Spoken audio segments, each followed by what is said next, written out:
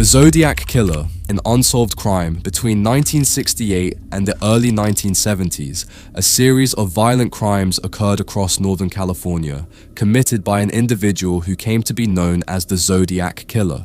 The name originates from a series of letters sent to local newspapers in which the sender claimed responsibility for multiple attacks and signed off using a crosshair symbol and the name Zodiac.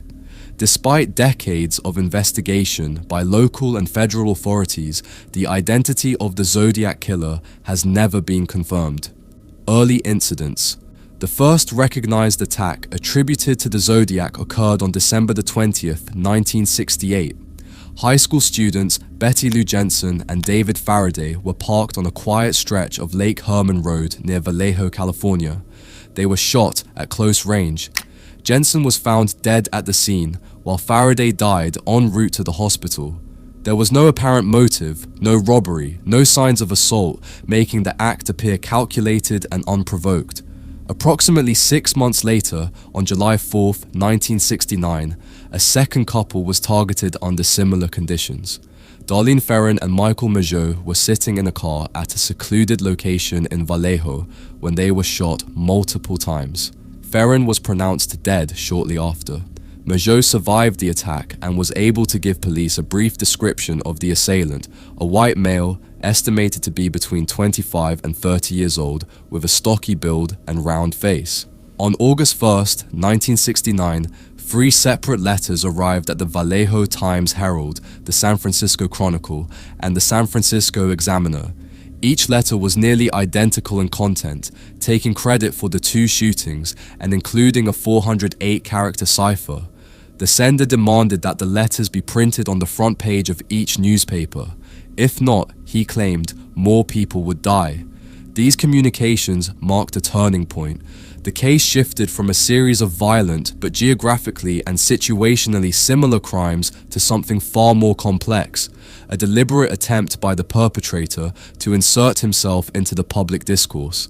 The killer did not just commit crimes. He sought recognition for them, carefully managing the timing and content of his letters to provoke attention. Within a week, a school teacher and his wife cracked the first cipher.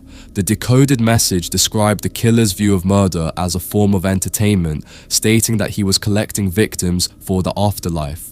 However, no name or identifying details were revealed.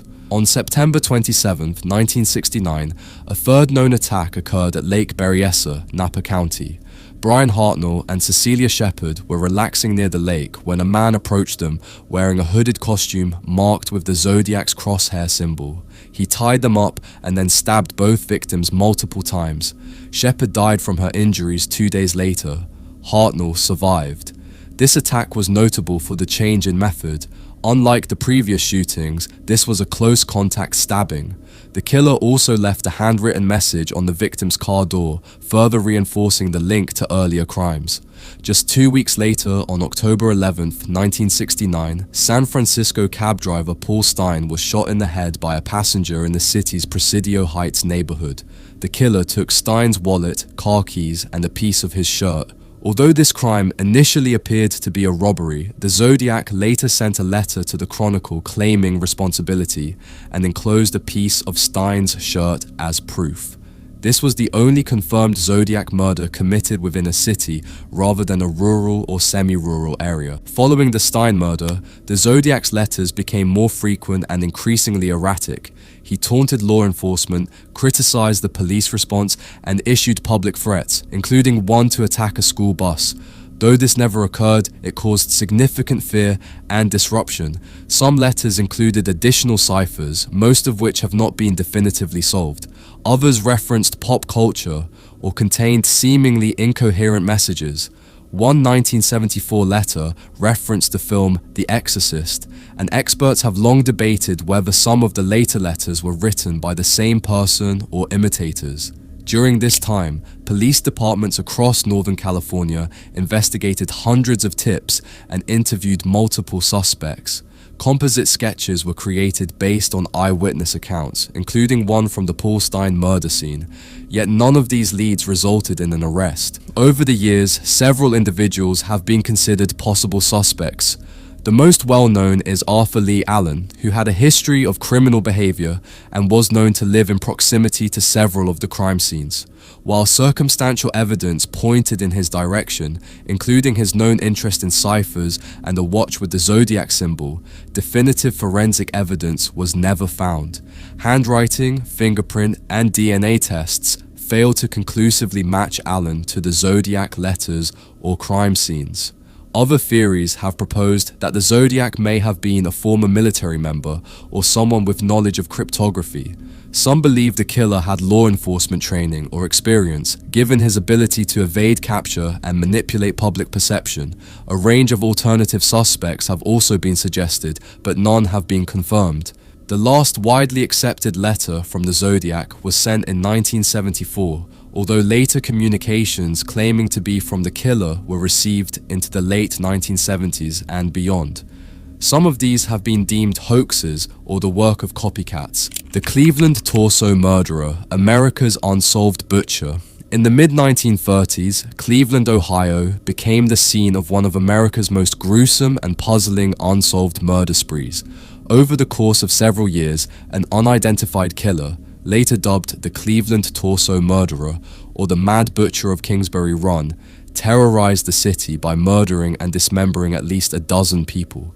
Despite extensive investigations, the case remains officially unsolved, and the killer's identity remains a mystery. The first known victim attributed to the Torso Murderer was found in September 1935. The victim was discovered near Kingsbury Run, a poor and rundown area of Cleveland that was home to many homeless and transient people. The body was severely mutilated, headless, and with several limbs missing. Over the next 3 years, police discovered more victims. In total, at least 12 people were believed to have been killed by the same perpetrator, though the exact number remains unclear because some bodies might have been from other crimes. Most victims were identified as homeless men, but women and transient individuals were also targeted. What made these murders particularly horrifying was the brutal dismemberment. Victims were often decapitated, with hands and feet removed, presumably to prevent identification. The clean cuts suggested the killer had anatomical knowledge or was skilled with a sharp instrument like a butcher's cleaver. Unlike many serial killers, the Cleveland Torso Murderer did not leave behind detailed messages or taunt the public. Instead, the killer's terror came from the savagery and the randomness of the attacks, and from the fact that the bodies were often dumped in isolated areas, adding to the difficulty of the investigation. In 1935, Eliot Ness, famous for his role in taking down Al Capone during Prohibition, was appointed Cleveland's public safety director. Ness took personal charge of the investigation, organizing raids on flop houses and shelters to round up suspects and potential witnesses. Despite his efforts and the resources committed to the case, Ness was unable to catch the killer. The dismembered bodies continued to appear, and the community remained gripped by fear. The investigation suffered from several challenges. The victims were often marginalized individuals with few ties, making it hard to track their last movements or associates. Forensic science was not as advanced as today, so physical evidence was limited. Several suspects were considered over the years.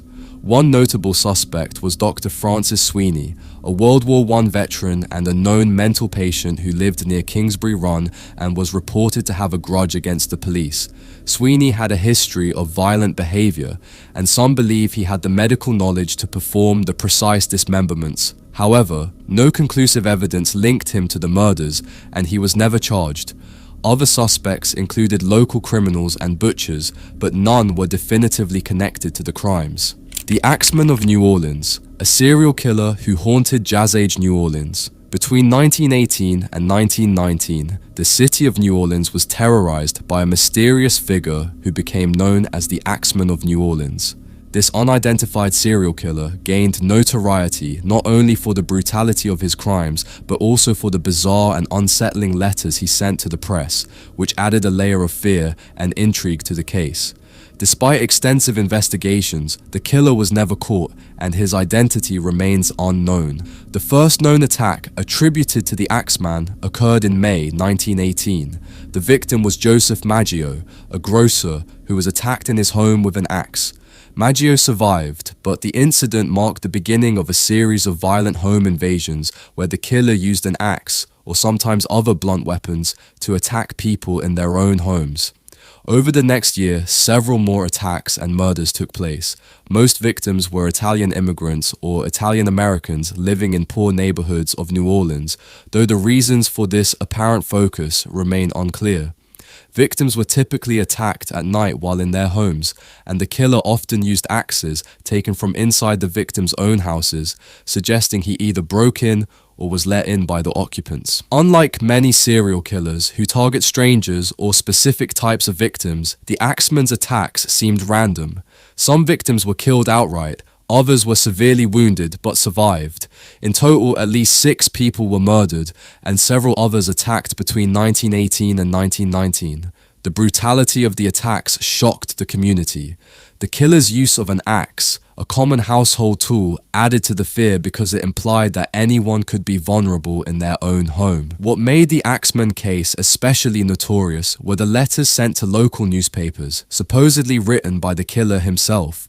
The most famous letter, published in the New Orleans Times-Picayune in March 1919, claimed that the Axeman would spare anyone playing jazz music in their homes on the night of March 19, 1919. The letter read, in part, "I am the Axeman and I am going to kill again. If you wish to see me play the piano, come to the Jupiter Ballroom on the night of the 19th of March. If I find you having a jazz party, I will pass you up, for I am the Axeman." The letter sparked a citywide jazz party on that night, with people playing music in their homes in hopes of avoiding the killer's wrath. No murders occurred that night, which only deepened the mystery. The New Orleans Police Department conducted an extensive investigation, interviewing hundreds of people and searching for suspects. However, no one was ever arrested or charged in connection with the Axeman's crimes. The killer's ability to break into homes, his choice of weapon, and the strange letters made the case difficult to solve. The police had limited forensic tools, and public fear was widespread. The killer's identity was never established. Over the years, various people were suspected, but none were definitively linked to the crimes. The HINTERKAIFECK murders, the unsolved tragedy of a remote Bavarian farm. In the early months of 1922, a small farming family in rural Bavaria, Germany, was brutally murdered in a case that remains one of the most chilling unsolved mysteries in European criminal history. The HINTERKAIFECK murders involved the entire Gruber family and their maid, killed in their isolated farmhouse under strange and unexplained circumstances. The Gruber family lived on a remote farmstead called HINTERKAIFECK, about 70 miles north of Munich. The household included Andreas Gruber, his wife Cecilia, their widowed daughter Victoria Gabriel, Victoria's 2 children, Cecilia, 16, and Joseph, 7, and their maid, Maria Baumgartner. Andreas was a widower before marrying Cecilia. Victoria was his daughter from a previous marriage.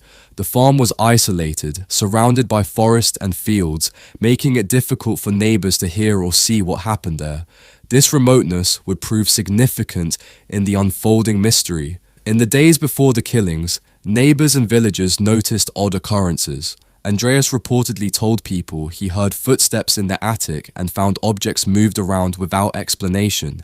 He also said he found fresh footprints in the snow leading to the farm, but none leading away. The maid Maria quit her job shortly before the murders, complaining about unexplained noises and a feeling of being watched. Despite her leaving, these strange signs suggested something was amiss. On March 31st, 1922, after several days without any sign of the family, neighbors grew concerned. Mail was piling up unopened, and the farm animals were left unfed.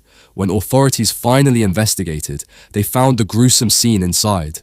All 6 people on the farm had been killed by blows from a mattock, a farming tool similar to a pickaxe. The bodies were found in various rooms. Some were stabbed, others had their throats cut. The maid was found first, bludgeoned in the barn, while the others were inside the house. Victoria's son, Joseph's body, was hidden in a locked room upstairs. The killer appeared to have stayed in the house for days after the murders, eating meals and tending to the farm animals. Footprints were found leading to the farm, but none away, suggesting the killer either escaped unnoticed or died there. The family's safe was not broken into, and valuables were untouched, indicating robbery was not the motive. No signs of forced entry were found, suggesting the family may have known the killer. The police questioned neighbors and locals but found no solid suspects. Over the years, many suspects were proposed. Victoria's estranged husband, who had disappeared but was never found.